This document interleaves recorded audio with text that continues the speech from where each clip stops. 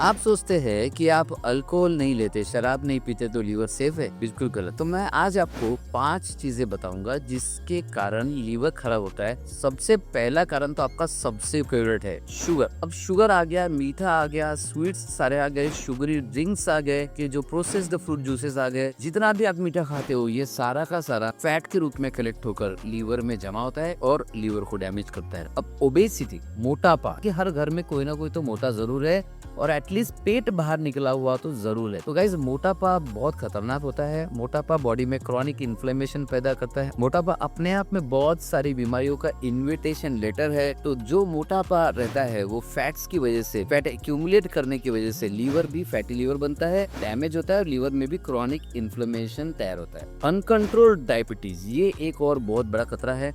Uncontrol diabetes में problem है कि कभी शुगर ज्यादा बढ़ेगा, कभी इंसुलिन ज्यादा बढ़ेगा, इंसुलिन बार बार लेना पड़ेगा। हर साइकिल में एक ही ऑर्गन पिसता है, वो है लीवर, और लीवर में धीरे धीरे डैमेज शुरू हो जाता है और वो फैटी लीवर और सिरोसिस की ओर आगे बढ़ जाता है। इसके बाद सबसे इम्पोर्टेंट, सबसे जरूरी, सबसे निगलेक्ट किया जाने वाला फैक्ट है पेन किलर ओवरयूज। आप किसी भी तरह का पेन किलर ले रहे हो, किसी भी तरह का स्टेरॉइड ले रहे हो, इम्यूनोसप्रेसेंट ले रहे हो, ये सारी चीजें जो किसी न किसी तरीके से पेन को कम करने की कोशिश कर रही है, मान के चलिए कि ये किसी न किसी तरीके से लीवर को डैमेज करने की कोशिश कर रहे हैं।